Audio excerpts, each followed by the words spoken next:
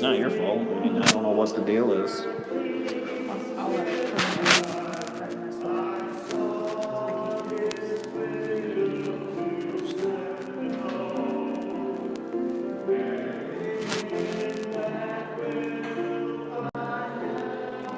All right, thanks.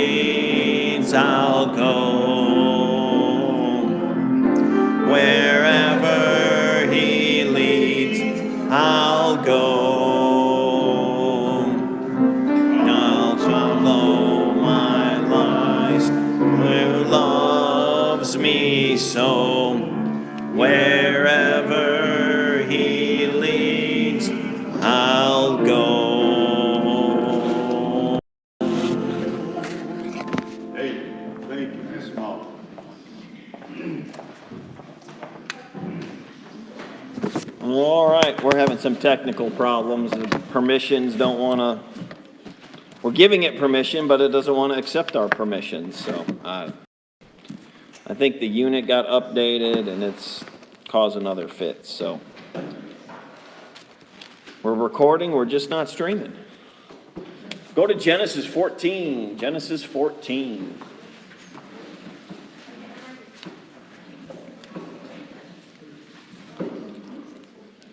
Keep my wife and Duncan in prayer. They're traveling.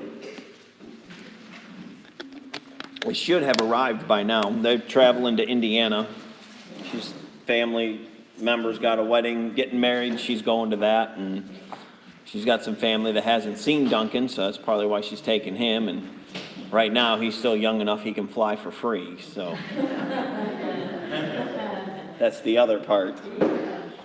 William was a little bummed out. I'm like, I ain't paying extra money for you, buddy. Sorry. They don't charge less because you're a smaller body. So they come back on Monday, late Monday.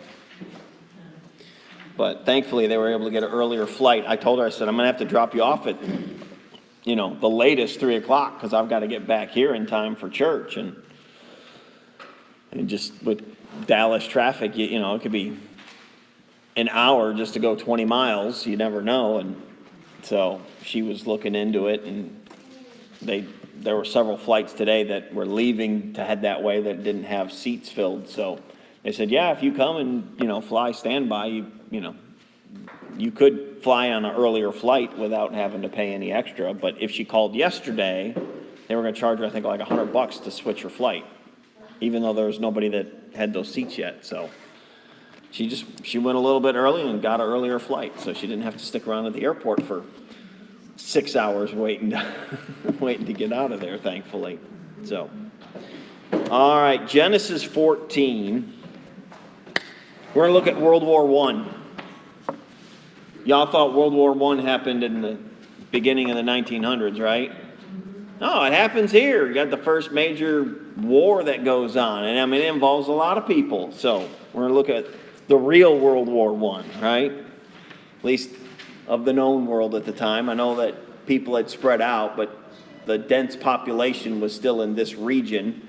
So look at verse 1. It says, and it came to pass in the days of Amraphel, king of Shinar, Arioch, king of Elasar, Chedorlaomer, king of Elam, and Tidal, king of nations, that these made war with Bera, king of Sodom, and with Bersha, king of Gomorrah, Shinab, king of Admah, and Shemember, king of Zeboim, and the king of Bela, which is Zoar.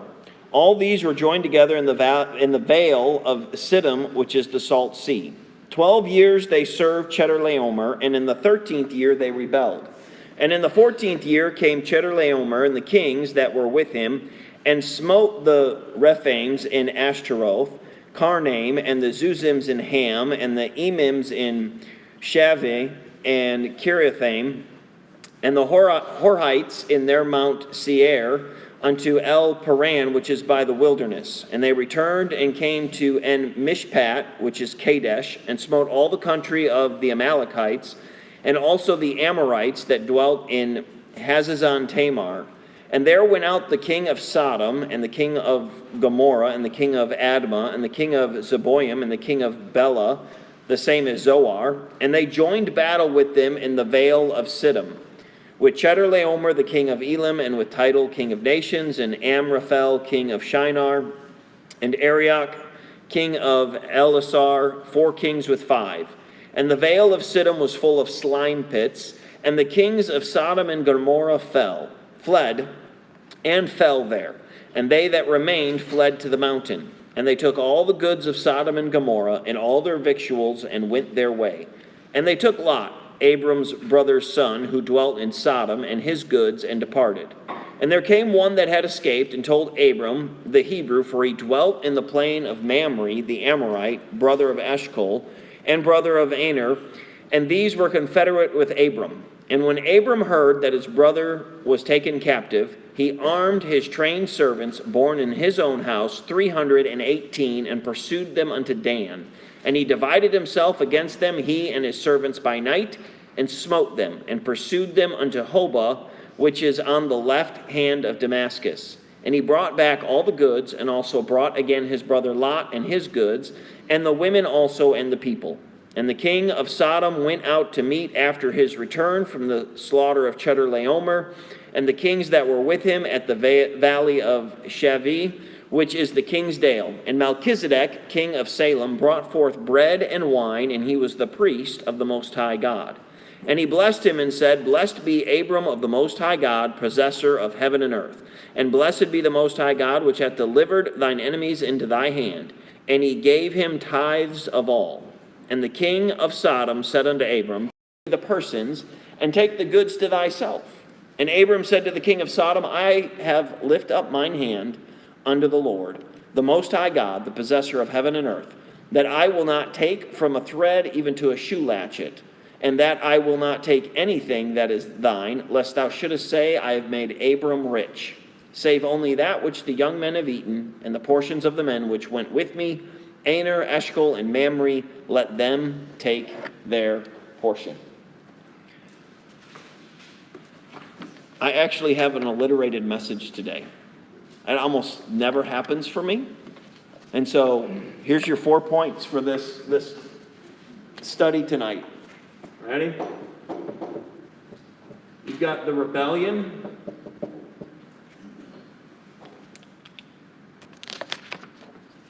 You've got retribution. You've got the rescue. Oh, forgot the C.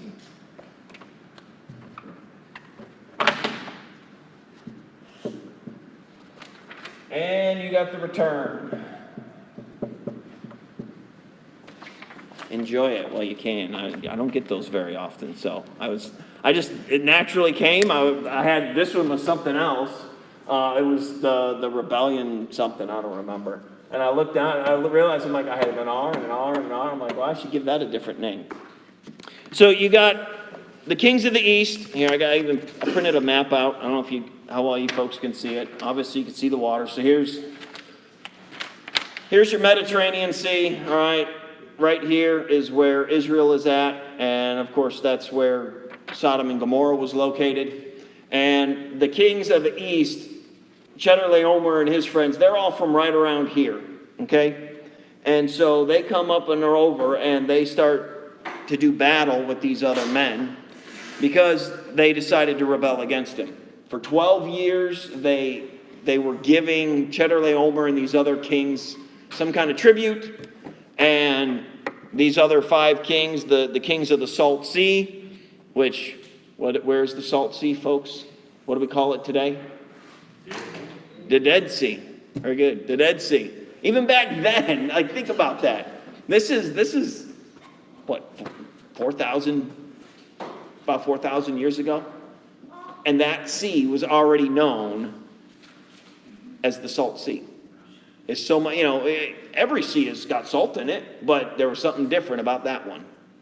And it just already, back then, it was already acting like the Dead Sea. And so these kings, they decided after 12 years they had enough. And so they decided to rebel against them. And you've got the king of Sodom, you got the king of Gomorrah. I imagine the king of Admah, Zeboam, and the king of Bela were not much better than those other Sodom and Gomorrah. They're kind of confederates. They're like-minded people. They're in the same region. And so King Chedorlaomer decides that I'm going to go after these guys. I do wonder if God used the oppression of King Chedorlaomer for those 12 years to try to wake up these other kings.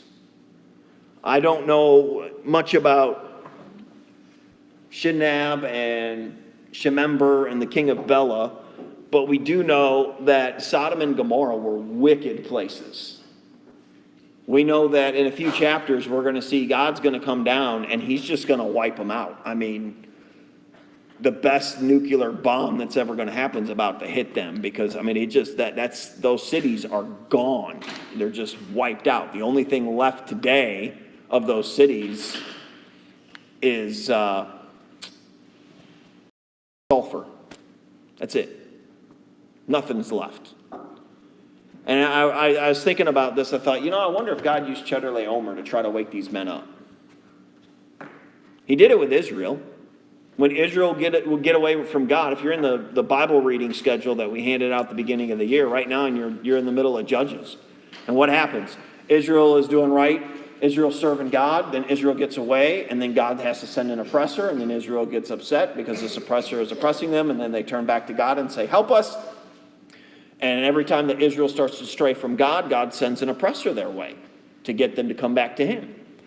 And I wonder if God used Chedorlaomer to try to wake up these kings. And for 12 years, they didn't get the hint. And instead, on the 13th year, they rebelled. There's something about that number 13. 13. Yeah. And what? Rebellion.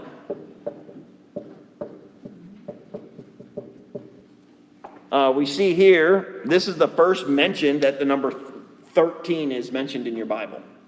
Like in the text. Not, obviously there's the numbers and chapter verse markings are there. But this is the first time that the number 13 is mentioned in Scripture. And it's tied in with rebellion here in Genesis. Another one, go to Esther chapter 3.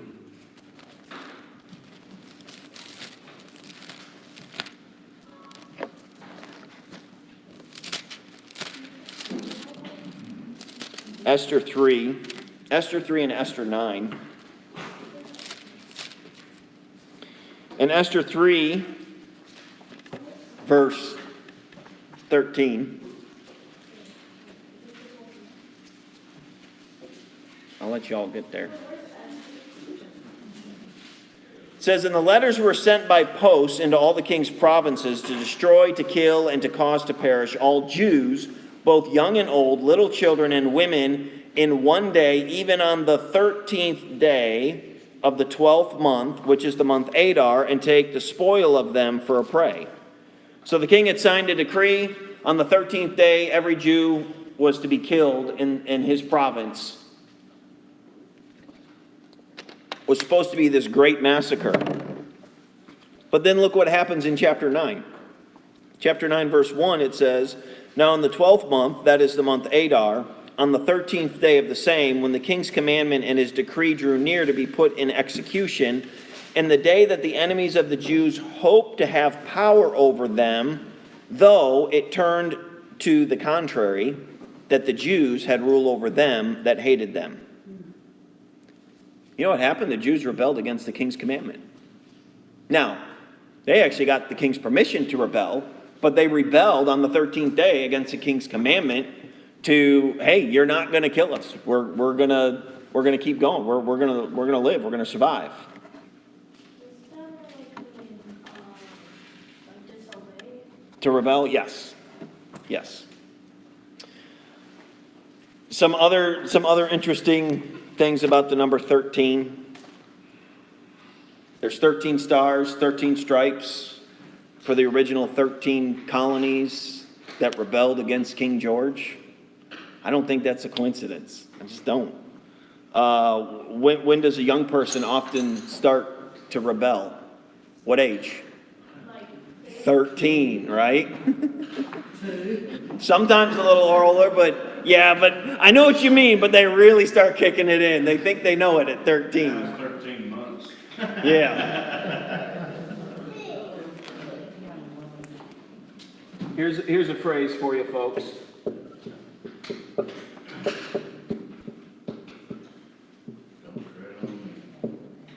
Common phrase, right? Guess how many letters are in that phrase? 1, 2, 3, 4, 5, 6, 7, 8, 9, 10, 11, 12. 13. There are 13 stars in the Confederacy. They rebelled. People don't like 13 being on a Friday. Here's another one for you. Every Texan should know this one. So Friday the 13th?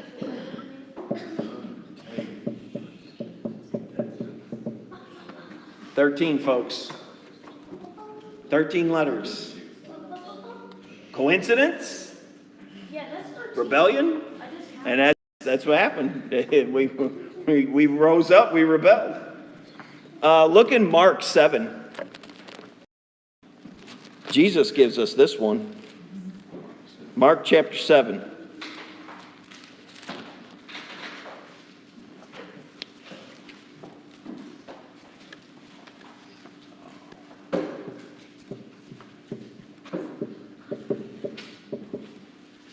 to 23.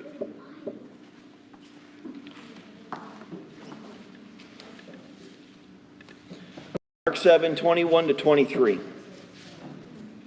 Says, "For from within, out of the heart of men, proceed evil thoughts, adulteries, fornications, murders, thefts, covetousness, wickedness, deceit, lasciviousness, an evil eye, blasphemy, pride, foolishness. All these evil things come from within and defile the man." Count them up, folks.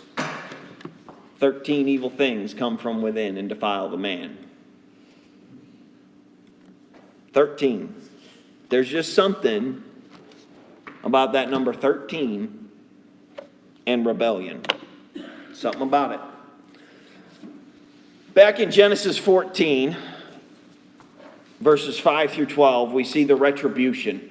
Okay? Chedorlaomer sees this rebellion. It happens on the 13th year. I don't know what the transaction was supposed to be. I'm not sure if they were supposed to bring the money to. I'm sure they were to bring the money to him or something. And maybe it was once a quarter, maybe it was once a year. But on that 13th year, on the day the money's supposed to arrive, it doesn't show up. And he probably gave him another day or two, or maybe a week, and just waited. Like, oh, maybe they got stuck in traffic on the way over. You know, they had to go through Dallas anyways, so it's possible they got stuck. And they don't show. And maybe he sends an embassage to, hey, go on down there, send some military men, go get my money and bring it to me. And it takes time. And he realizes that money's not coming. And so he gets the army together, his army, goes to his king friends. He's got some other buddies. He says, hey, how about you guys come with me, bring your armies, and we'll go on down there, and we're going to whoop these guys. We're going to get what's ours. So they all get together on the 14th year, man. They're ready to go. The kings of the Salt Sea, they think, hey, they're not going to come to us. They're not going to come from that far, but they do. Come all the way down, and they whoop them. Take everything they got. The kings, these 5 kings of the Salt Sea, they got nothing left. But Chedorlaomer could have gotten away with it, but he made one mistake. Had he left Lot alone and his family, he would have been fine. You think about this. Had he left Lot alone, he picked on the wrong man. If he just left Lot alone, let him be in his house, let him be with his stuff, let his family alone, said, I'm not going to mess with you. I'm just going to take everything else, and I'm going to go. He would have been A-okay. But because he took Lot, he picked on the wrong man. Because Lot's got an uncle named Abram. And he ain't going to let anything happen to that kid, or that man at this point. And so when Abram hears about it, he goes, I'm going to go get him and rescue him. Now, Abram's got 318 men.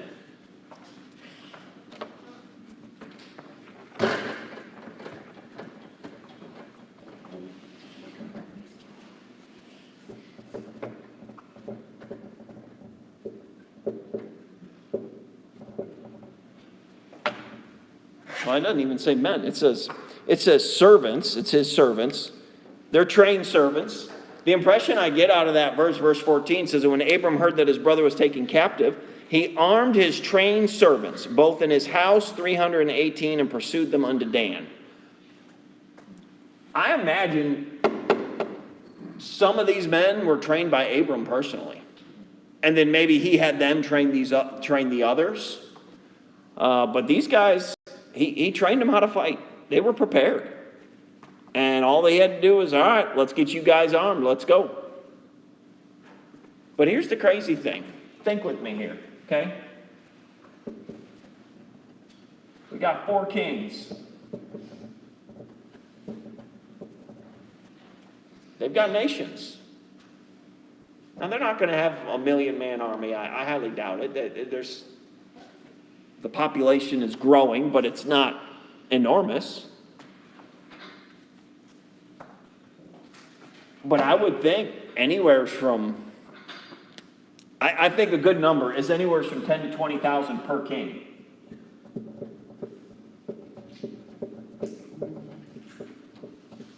Right? Is that too far-fetched to think? A king having about 10 to 20,000 man army?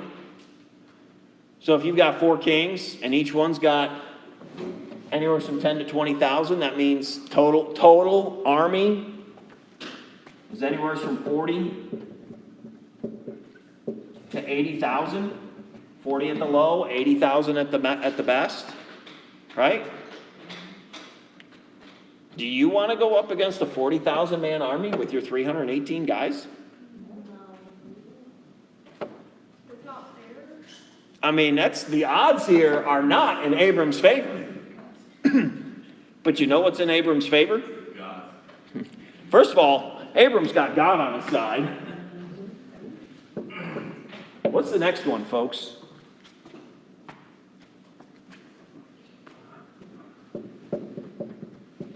The element of surprise. Do these fellas think anybody's coming after them? They don't have a clue. They don't know who Abram is.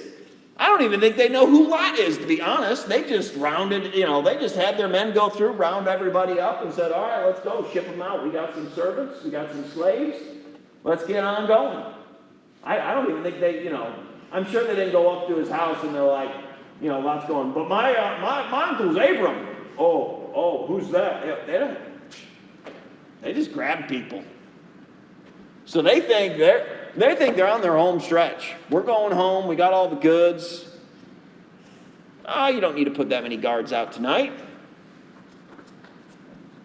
Abram's got God, number one, but he's got the element of surprise. They're clueless. And he even does it. Look at verse 15. And he divided himself against them, he and his servants by night.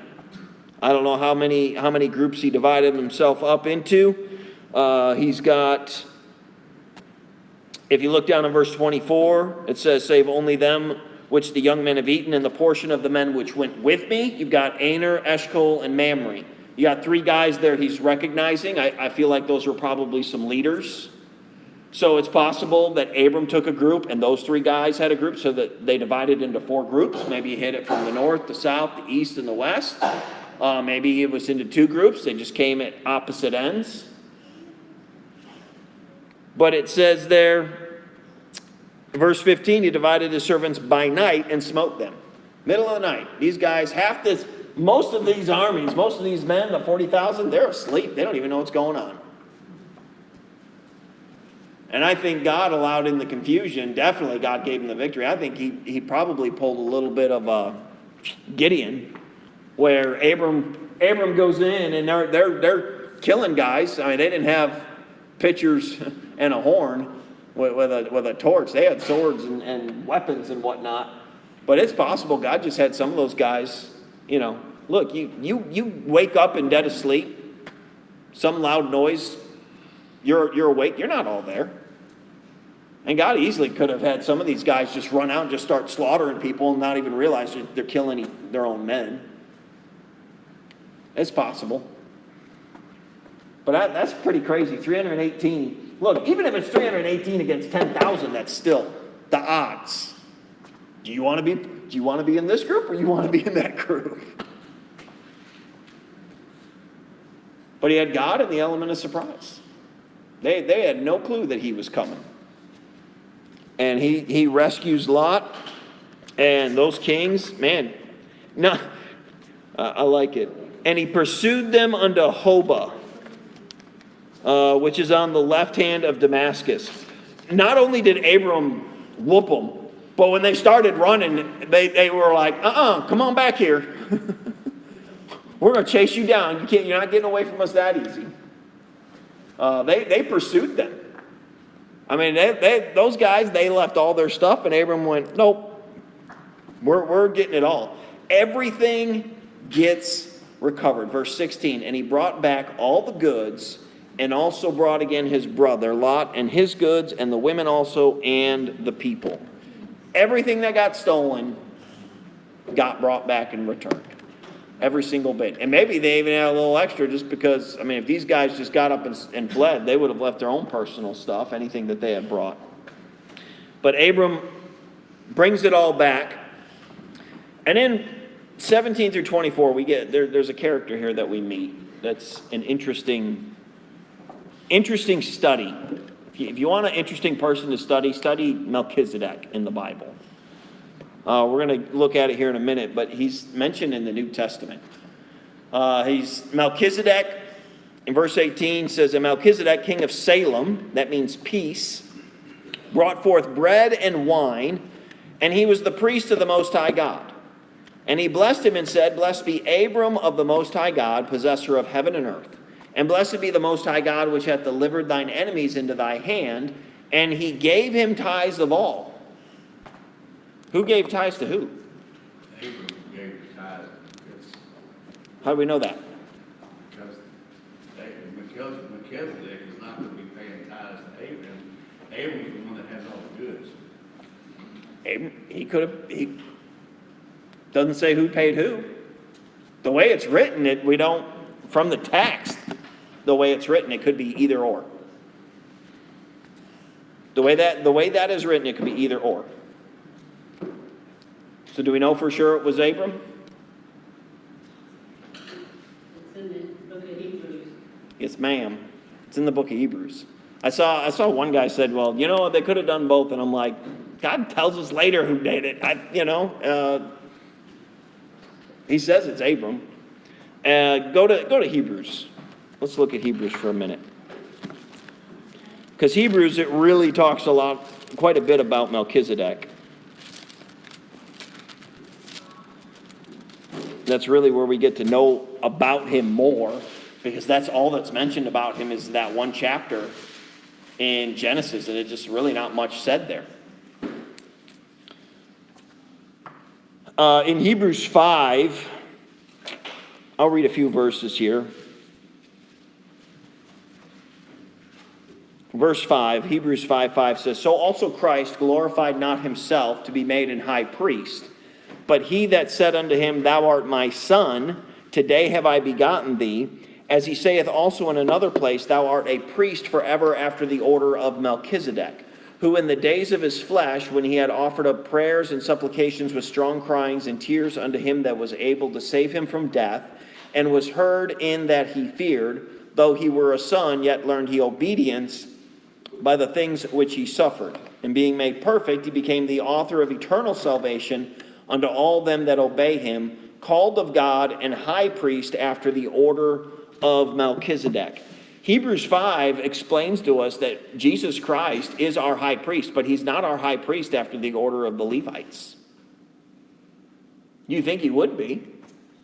You think it would be, well, Aaron, man, Aaron the high priest, he started it, and it out of the tribe of Levi, so wouldn't Jesus be? And God says, nope, he's not after them, because they were under the law.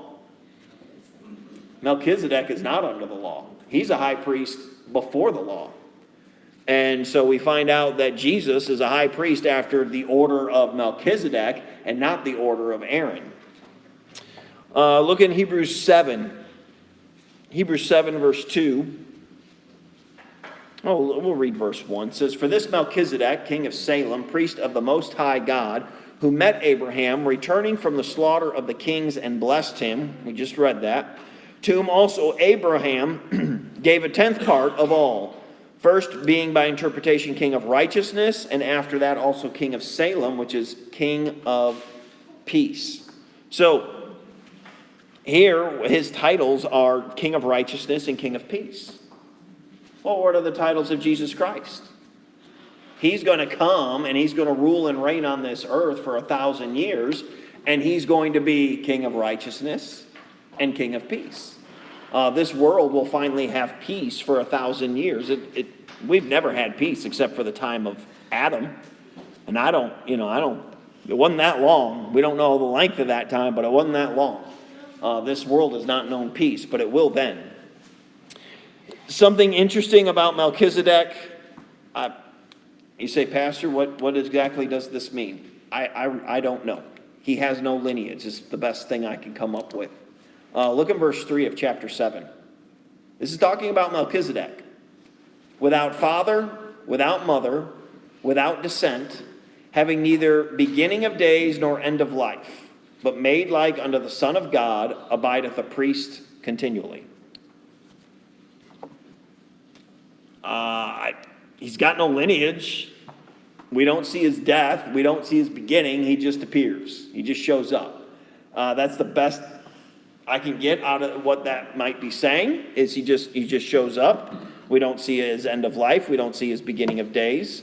We don't know who his parents are, so he has no lineage. Other than that, that verse kind of, I don't fully understand it. Other than that, that's the best I can do for interpreting that verse. If there's more to it, I don't have an answer for you at this time in my studies. So, then look at verses 4 through 9. We find out here, this is here where we find out, like Brother Carl said, it was Abraham that paid tithes to Melchizedek. Well, it's from here, verse 4. "Now consider how great this man was, unto whom even the patriarch Abraham gave the tenth of the spoils. And verily, they that are of the sons of Levi, who receive the office of the priesthood, have a commandment to take tithes of the people according to the law, that is, of their brethren, though they came out of the loins of Abraham. But he whose descendant is not counted from them received tithes of Abraham, and blessed him that had the promise. And without all contradiction, the less is blessed of the better. And here men that die receive tithes, but there he received them, of whom it is witnessed that he liveth. And as I may so say, Levi also, who received tithes, paid tithes in Abraham.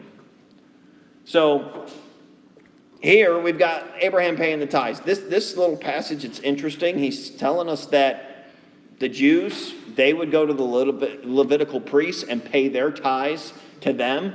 And God is saying that the Levitical priests had paid their tithes because Abraham paid his tithes, and they were there. God's going, hey, they were still in Abraham's loins. He hadn't had he hadn't birthed children yet, so they were still, they were part of Abraham still. And when he paid the tithes, they paid the tithes. And so here we see that tithing it's before the law. I've heard some Christians say that, tithing's an Old Testament thing. Like, no, it's not. Tithing is a before the law, tithing is a during the law, and tithing is an after the law thing that we ought to do. We ought to be good stewards of what God has blessed us with, and one of the things we need to do is give a tenth back to God. God asks for the tenth, and you say, oh, what? I do that because the church needs the money. You know what? I believe God's going to take care of his church whether you give it or not. But if you want God's blessing in your life, especially when it comes to finances, you better pay your tithe. Because something I've learned, God's going to get his 10%, and he's either going to take it the hard way or he's going to take it the easy way. And I've heard and seen of folks that they don't do it the right way, and God goes, okay, and he'll strip it from you. And he'll take a whole bunch of it all at once. And so if you want God's blessing in your life as a Christian, pay the tithe. Give it back to God. That's what is his. Give him what's due. Pay the 10%. And Abraham set that example for us back there that's the first example of paying the tithe is with Abraham when he goes and gives it to Melchizedek. We haven't come to this point yet of anyone paying a tithe, but we see that with Abraham, and he sets the tone. He sets an example for us. And then God explains it further in Scripture, why and what. And if you look in Malachi has quite a bit to talk about the tithe and offerings. But if you want God's blessings in your life, and folks, I want God's blessings in your life, pay your tithe. Give back to God what's his. And what's amazes me is God says, if you give me what's mine, I'll bless you. I mean, you can't beat that. God, you're giving back to God what's already his. It doesn't belong to you. And then God says, oh, thank you for doing what I asked you to do. By the way, I'm going to bless you even more so. And that's how good of a God we have. He wants to take care of us that way. He wants to bless us. He's not looking at us going, oh, yep, thank you. That's what I deserve. Go struggle. No, he says, hey, you give me what's mine, I'll take care of you. I'll bless you with more. And he will. Let's go back. Go to Proverbs 22 and look back in Genesis 14.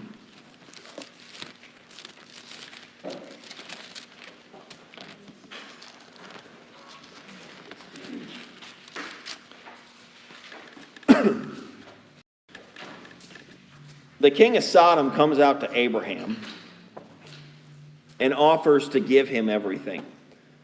21, it says, and the king of Sodom said unto Abram, give me the persons and take the goods to thyself.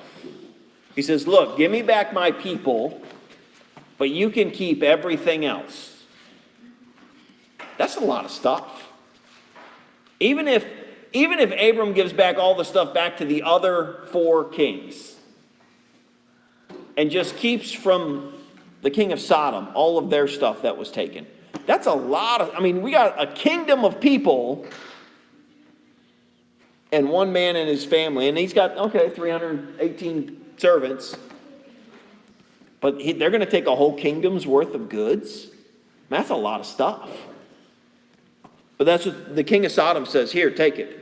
Abram says, verse 22, and Abram said to the king of Sodom, I have lifted up mine hand unto the Lord, the Most High God, the possessor of heaven and earth, that I will not take from a thread even to a shoe latchet, and that I will not take anything that is thine, lest thou shouldest say, I have made Abram rich. Look back in Proverbs 22. Abram had some wisdom about himself that he had gotten from God, and he had some wisdom in not taking from Sodom. We know that king of Sodom, we know that Sodom and Gomorrah are wicked places. And because the places are wicked, I assume the kings are wicked. They're not ruling their people properly. There's no law. If there is law, it's to do all kinds of wickedness, because we know the men of those cities are wicked. Proverbs 22, 1 through 5 says, a good name is rather to be chosen than great riches, and loving favor rather than silver and gold.